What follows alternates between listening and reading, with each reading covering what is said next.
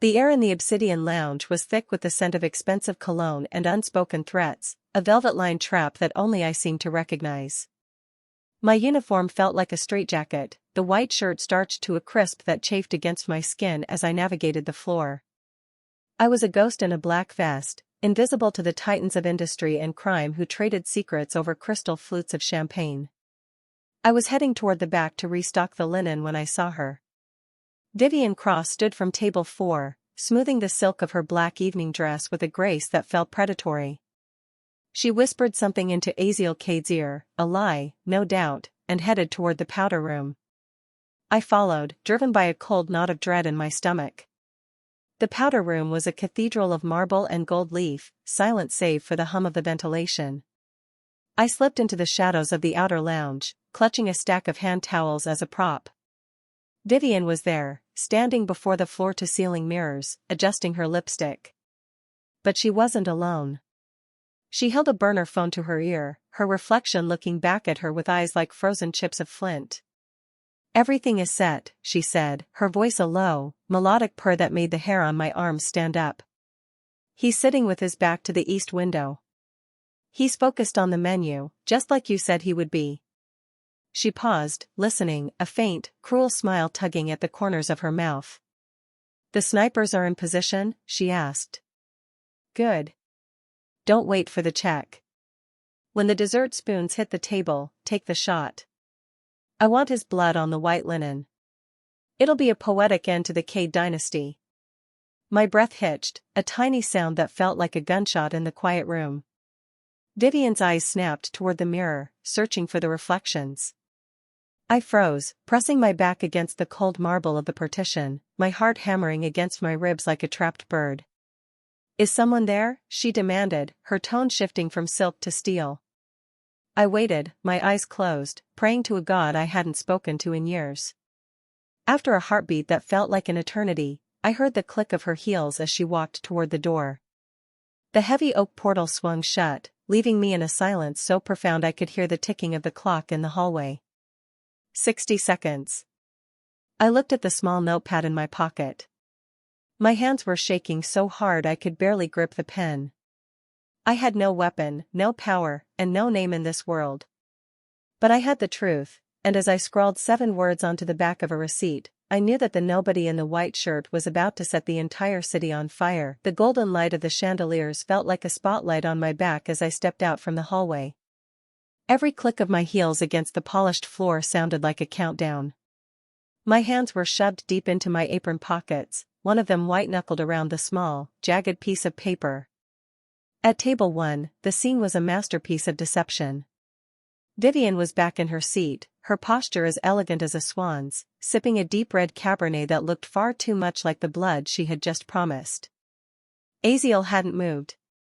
He was still studying the menu, the sharp line of his jaw tight, his focus so intense it felt like he was trying to read between the lines of the printed ink. "The specials, sir," I managed to say, my voice coming out as a breathless thrum. Vivian didn't even look at me. To her, I was just part of the furniture, a background detail in her play for power. But Aziel's eyes shifted. He didn't look up immediately, but I felt the weight of his attention transition from the paper to my presence. I leaned in, the movement practiced and subservient, pretending to point out a dish on the leather-bound menu. Under the cover of the table's edge, I slid the receipt across the white linen, pinning it beneath his thumb. Our skin brushed for a fraction of a second. He was ice cold. I watched his thumb press down on the paper. I watched the moment his focused expression shattered. He didn't gasp or flinch, instead, his entire body went perfectly still, a predator sensing the wind shift. Without moving his head, he flicked his gaze down to the 7 scrawled words. Then, he looked at me. His eyes were no longer those of a businessman or a diner. They were dark, bottomless, and filled with a sudden, predatory glare that pinned me to the spot. It wasn't the look of a man who was afraid, it was the look of a man who had just been handed a weapon and was already deciding how to use it. I felt the air leave my lungs. In that gaze, I saw the realization click. He knew I had hurt her. He knew the woman sitting next to him was a ghost in a black dress. "Is there a problem, Aziel?" Vivian's voice cut through the tension, sweet and toxic. Aziel's thumb crumpled the note into his palm, his knuckles turning white.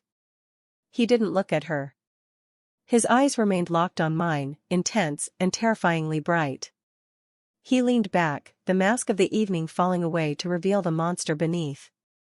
"No problem," he said, his voice a low, gravelly rasp that vibrated in the soles of my feet.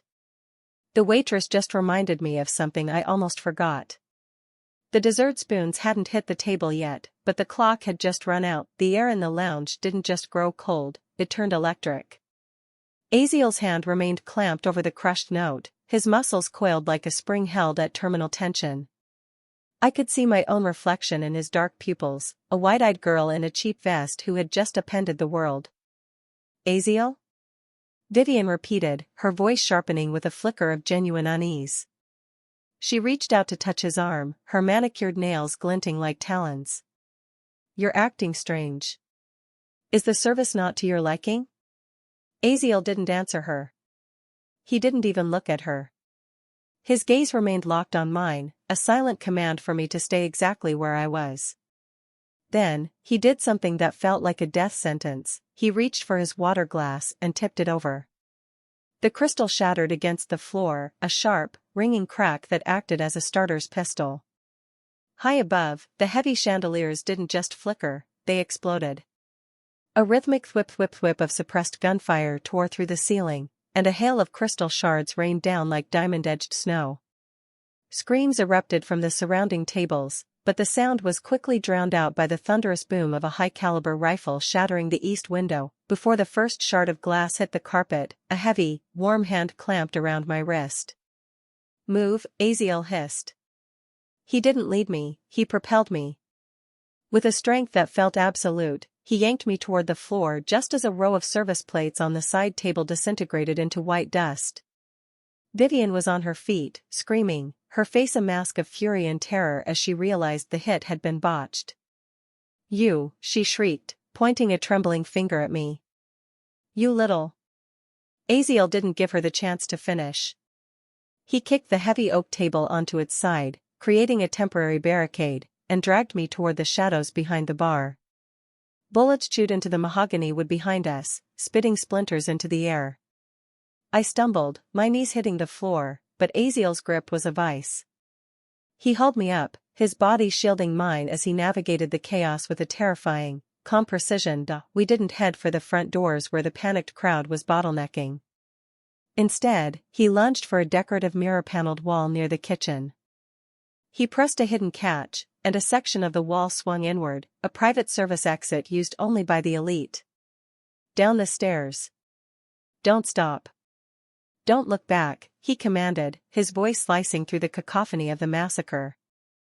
As he shoved me into the dark, narrow stairwell, I looked back one last time. The obsidian lounge was a ruin of blood and broken crystal, and the man holding my wrist was no longer a customer. He was a survivor, and I was the only reason he was alive. We descended into the dark, the sounds of the breach fading above us, replaced by the frantic, heavy rhythm of two hearts beating in the shadows. The service elevator groaned as it ascended, the silence inside the small metal box vibrating with the kinetic energy of the violence we had just escaped. Aziel stood perfectly still, his suit jacket torn and dusted with plaster, but his eyes never left the digital floor counter. He didn't look like a man who had just survived an assassination attempt, he looked like a god of war calculating his next move. The doors slid open directly into a penthouse that felt more like a fortress than a home. It was a cavern of glass, steel, and cold blue light, overlooking a city that currently felt like a graveyard. Aziel shoved me inside, the heavy steel door clicking shut with a mechanical finality that made my stomach drop. "Sit," he commanded, gesturing toward a minimalist leather chair. I didn't sit, I collapsed. The adrenaline was draining out of me, leaving behind a cold, hollow terror.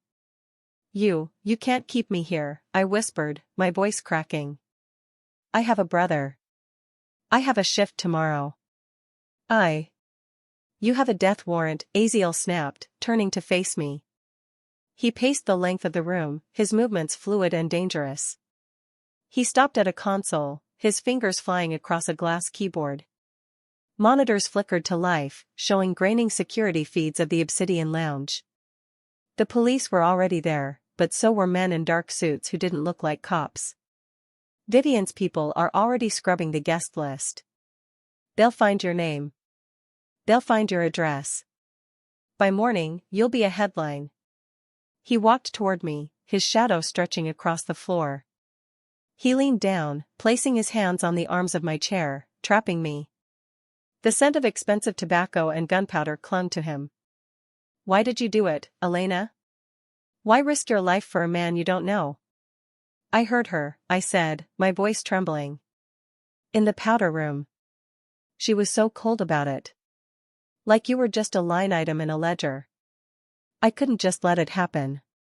Aziel's eyes searched mine, intense and suspicious. He was looking for the angle, the hidden motive, the lie. My inner circle is supposed to be impenetrable. My security is handpicked. Yet my fiancé orchestrated a hit in the middle of my own city, and the only person who saw it coming was a waitress with a receipt. He straightened up, a dark laugh escaping his throat, a sound devoid of humor. He realized then what I already knew, his world was compromised. His captains, his guards, even his future wife had turned. I was the only variable Vivian hadn't accounted for. I was the only clean witness he had left in a world stained black. You're the only person I can trust right now, he said, his voice dropping to a dangerous whisper. And that makes you the most dangerous woman in Chicago. The silence of the penthouse was shattered by the shrill, discordant ring of a phone. Not Aziel's encrypted device, but my own, the cracked screen flickering with a call from my younger brother, Leo. My heart did a slow, sickening roll in my chest. Leo never called this late unless he was in trouble, and in our world, trouble usually had a $sign attached to it. Aziel's hand was on my wrist before I could swipe the screen. Speaker, he commanded, his eyes narrowing into flinty slivers. I obeyed, my fingers trembling. Leo? Are you okay? Elena? His voice was thin, reeking of a terror I had never heard before. I'm so sorry. I thought I could win it back. The game at the docks. I thought. The phone was abruptly pulled away. A different voice, as smooth and lethal as a silk garrote, replaced my brother's whimpering. He really is a charming boy, Elena. It's a shame he has such expensive habits. Vivian. Let him go, I gasped, the cold marble floor feeling like it was falling out from under me. I'll do better than that, Vivian purred, and I could almost see her cruel, perfect smile through the speaker. I'll wipe his gambling debts clean. All you have to do is finish what you interrupted. You're in the penthouse, aren't you? I know Aziel's protocols. There's a panic room in the north wing. Bring him there. Tell him the perimeter has been breached and it's the only safe spot. I looked at Aziel. He stood perfectly still, a dark silhouette against the floor-to-ceiling windows. He wasn't looking at the phone, he was looking at me, his expression unreadable, calculating the cost of my loyalty versus the life of my blood. If you don't, Vivian continued, her tone dropping to a whisper that felt like a blade against my throat, I'll send him back to you in pieces. You have 10 minutes to lead him into the room. Don't be late, Elena. I'd hate to ruin such a pretty face. The line went dead. The room felt suddenly too large, the air too thin. I looked at Aziel, the man I had just saved, and realized the trap had merely changed shape. Vivian wasn't just trying to kill him anymore, she was trying to turn me into his executioner. She has him, I whispered, the weight of the betrayal crushing the breath from my lungs. She knows about his debts. She's going to kill him because of me. Aziel stepped toward me, his presence overwhelming. He didn't offer comfort. Instead, he reached into his waistband and pulled out a heavy, matte black handgun, pressing the cold metal into my palm. She thinks you're a pawn, he said, his voice a low, dangerous vibration. She thinks I'm a target. We're going to show her that she's the one standing in the middle of a minefield. The weight of the handgun in my palm was cold, a heavy anchor in a world that had drifted off its axis. I looked from the weapon to Aziel's eyes, which held a terrifying, expectant stillness. He wasn't asking me to choose between him and my brother, he was asking me to choose between being a victim and being a player. I can't let her hurt him, I whispered, my voice finally steadying as a different kind of heat, a slow-burning rage, began to replace the panic. Then give her exactly what she wants, Aziel replied, his voice a low, lethal silk. But on our terms. I picked up my phone with a hand that no longer shook. My thumb hovered over Vivian's number. I took a breath, letting the persona of the terrified waitress settle over me like a shroud.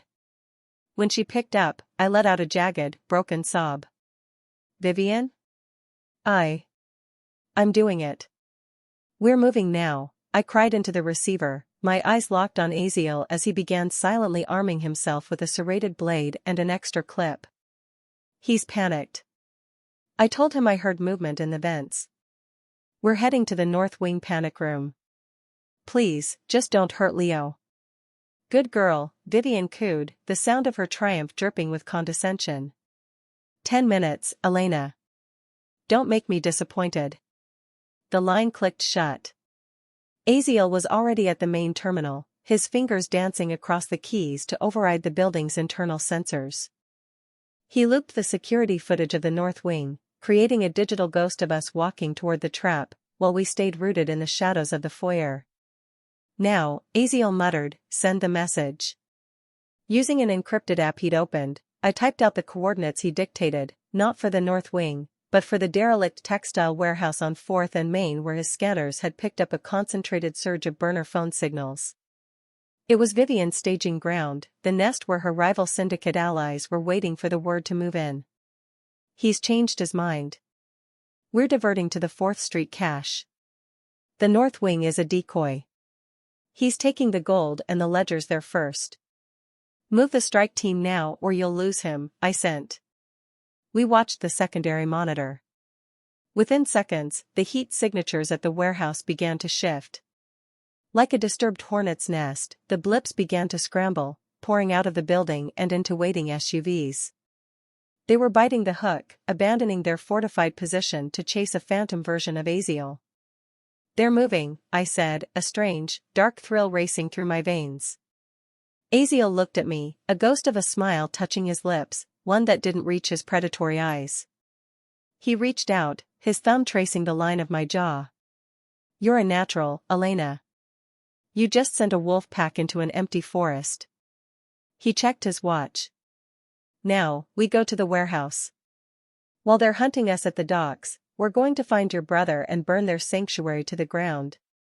The blacked-out SUV cut through the industrial district like a shark through dark water. Inside the cabin, the only light came from the glowing tactical tablets and the rhythmic flash of street lamps. Aziel didn't look at the map, he looked at me. He reached out, his fingers tilting my chin up until I was forced to meet his gaze. You're still breathing like a waitress, Elena, he said, his voice a low, gravelly friction. Short, shallow, reactive. You're waiting for the world to happen to you. From this moment on, you are the thing that happens to the world. He gestured to the monitors displaying the warehouse exterior we were approaching. Look at the perimeter. What do you see? Men with guns, I whispered, my throat dry. No, Aziel corrected sharply. Look closer. Look at the way they stand. The two near the loading dock are leaning, they're bored, expecting a quiet night. The one by the service door is checking his watch every 30 seconds. He's anxious, likely the one who knows Vivian is late. In this world, body language is a loud, screaming confession. If you can't read the room, you're already dead. He pulled a sleek, silver cigarette case from his pocket, snapping it open to reveal not tobacco, but a collection of high-end jewelry and a small, translucent earpiece. He leaned in, his scent, sandalwood and cold rain, filling my senses as he tucked the earpiece into my ear. Vivian's power isn't her guns, he continued, his thumb grazing my cheekbone. It's her poise. She makes people believe she's already won, so they stop fighting. You survived the Obsidian Lounge because you were invisible. Now, you'll survive because you're undeniable. You're going to walk into that warehouse. You're going to look at those men not as threats, but as obstacles. You don't ask for your brother, you demand him as if his release is the only thing keeping them from being erased. I felt the shift then, a cold, crystalline hardening in my chest. He was stripping away the girl who took orders and replacing her with a blade. Politics is just the art of controlled violence, Aziel whispered, his hand sliding to the back of my neck, pulling me inches from his face. Vivian thinks she's the only one who can play the queen. Show her that the girl who served her wine has been taking notes on every weakness she has. I took a breath, deep, slow, and deliberate. The fear was still there, but it was no longer a weight, it was an edge. I wasn't just a witness anymore. I was a weapon being unsheathed. When the car slowed to a crawl, I didn't wait for him to tell me what to do. I checked the safety on the matte black handgun, adjusted my collar, and looked at the warehouse with the eyes of a player. The transformation was complete, but the weight of it was staggering. I stood before the gilded mirrors of the Obsidian Lounge's private suite, barely recognizing the woman staring back. The white waitress shirt and black vest were gone, replaced by a floor-length gown of midnight silk that clung to my skin like liquid shadow. It was the color of a bruise, elegant and violent. Around my neck sat a collar of diamonds that felt less like jewelry and more like a high-stakes leash. You look like a queen about to start a war, Aziel's voice drifted from the doorway. He was reflected behind me, a dark silhouette in a perfectly tailored tuxedo. He stepped closer, his hand coming to rest on my bare shoulder. His skin was warm, a sharp contrast to the cold stones at my throat. Remember the lesson, Elena. You aren't here to serve the room. You are the room. The midnight gala was a sea of false smiles and hidden daggers. As we entered the ballroom, the hum of conversation didn't just dip, it died. Every eye in the city's elite circle pivoted toward us. I felt the collective intake of breath, the silent questions rippling through the crowd. I leaned into Aziel, my hand resting lightly on his forearm, feeling the coiled power of his muscles beneath the wool. There she is, Aziel whispered, his gaze fixed on the far end of the hall. Vivian Cross stood near the fountain, draped in ivory lace that mocked her blackened soul. She held a glass of champagne with a white-knuckled grip, her expression a mask of frozen shock. She had expected me to be a corpse or a broken pawn. Instead, I was walking toward her on the arm of the man she had tried to erase, looking like his most prized possession. Smile, Elena, Aziel murmured. Make her wonder how much you've told me. Make her wonder if her own shadow is working for me now. I did more than smile. I laughed, a low, melodic sound I had practiced in the car, and tilted my head toward Aziel in a gesture of intimate possessiveness. I watched Vivian's eyes flare with a mixture of rage and mounting panic. She was the one who usually controlled the narrative, the one who played the favorite. Now, she was the jilted fiancée watching a nobody take her throne. We moved through the crowd like a slow-moving storm. I played the part of the devoted, mysterious lover, whispering into Aziel's ear while scanning the perimeter just as he had taught me. I saw the flickers of movement in the balconies, the nervous glances of Vivian's remaining loyalists. By occupying the center of the room, by being the new favorite, I was drawing all the heat away from the move Aziel's men were making in the shadows.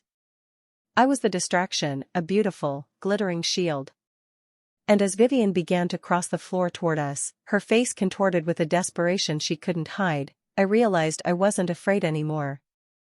I was enjoying the hunt.